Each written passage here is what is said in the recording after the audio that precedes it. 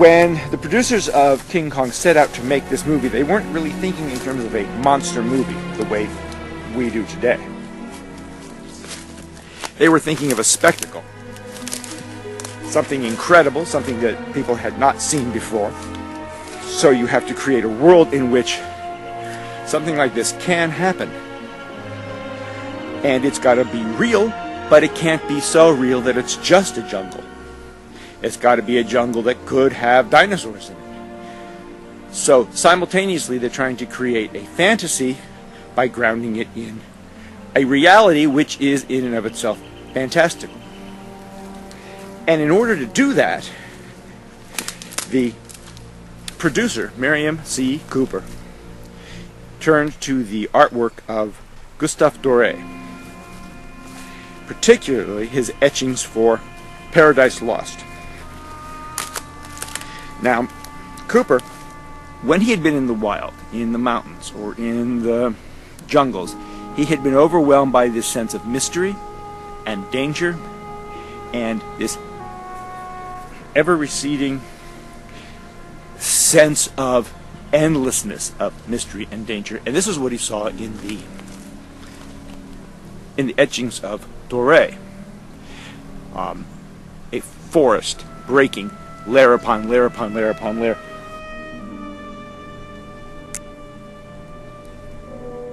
And he never made any bones about this. So we're going to use these images as visual guidelines. We're making a black and white movie. These are black and white etchings. We're going to use them.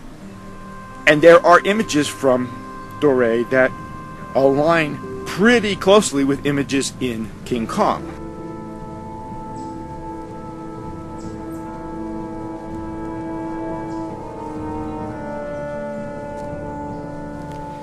So, I'm sitting in my dentist's office. I open a copy of the Smithsonian, and there is a reproduction of a painting by the 19th century American landscape painter Thomas Cole. And it is his painting of the expulsion of Adam and Eve. And I was stunned at what I saw. So with King Kong, what have we got? We have got basically civilization and this prehistoric world. We have a wall that separates human beings from madness. On one side, you have the tribesmen, you have sailors, you have New York City. On the other side of the wall, you've got tyrannosauruses and giant spiders and all kinds of mayhem. On one side you've got life, on the other side you've got death. So much so that they kind of hammer the message home in the movie by saying that the mountain on this island is called Skull Mountain because it looks like a giant skull. So I'm looking at this picture and what do I see? This huge gateway made of rock. On the far right, you can see down to the beach.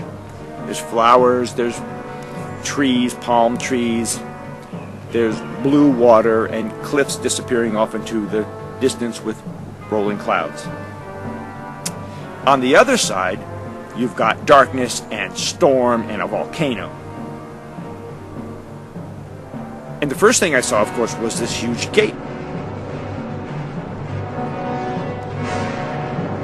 And then I saw, looking closer, that you've got Adam and Eve, very tiny figures, running away from the force of divine intervention across a stone archway that bridges a huge chasm, just like in the movie where the sailors cross a huge chasm over a fallen log. At the far end of which, on the lower left-hand side, is a little cave. And the hero, Jack Driscoll, gets down in there in order to save himself from Kong, and Kong is trying to reach down in there and get him. In the Cole painting, what you've got is some kind of wild dog who's killed a deer and it's fending it off from a vulture in a little cave or nook or something, right in the same spot where Jack Driscoll is.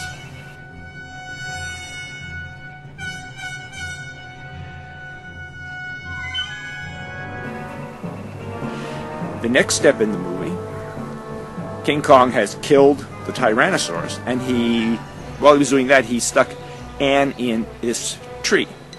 But it's not just a tree. It's not just a jungle canopy tree. It's a weird, dead, forked tree.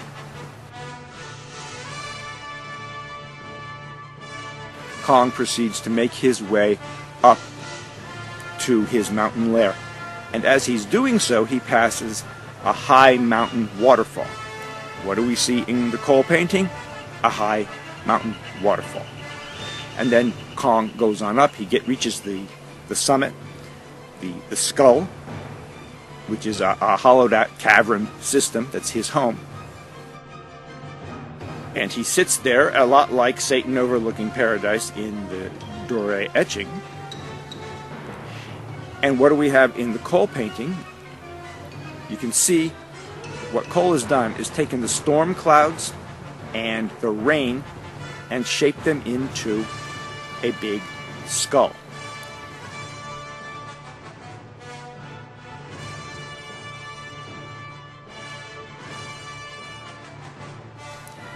Now at this point, non-art people get exasperated because they think that art people are seeing things that don't actually exist. But from a compositional and thematic point of view, that skull's really there. After all, Adam and Eve have been thrown out of paradise, where presumably there is no death, into the real world, our world, the world of death. That's the central theme of Christianity. And so Cole has superimposed this vague, but nevertheless reasonably distinct skull looming over the whole spectacle. Skull Island, and of course the volcano in the background. But I'm not unaware that you can see what you want to see. And there are a lot of paintings out there, and if you look long enough, you can find matches for just about anything if you've set out to do so. I found this picture. It's a Cole painting, and it seems to line up reasonably well with this still from King Kong, as the men are crossing a swamp on a raft they made. But do I think that the scene from Kong was based on this Cole painting? No, I don't. Standard compositional structure would have ended up creating a scene similar to this.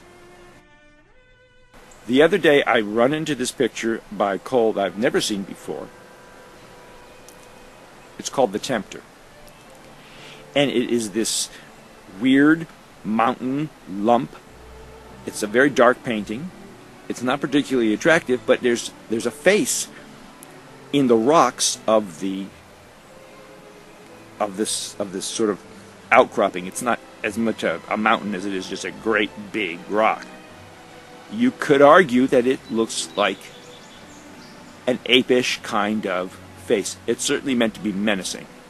And it's stuck on the top of this mountain. Again, we've got another candidate for Skull Mountain. But as I'm looking around at Cole, I recall the scene where King Kong, having reached the summit of the mountain, enters his cave lair. And as I'm looking through these paintings by Cole, I see a painting called Manhood. And it knocks me out. And this is it.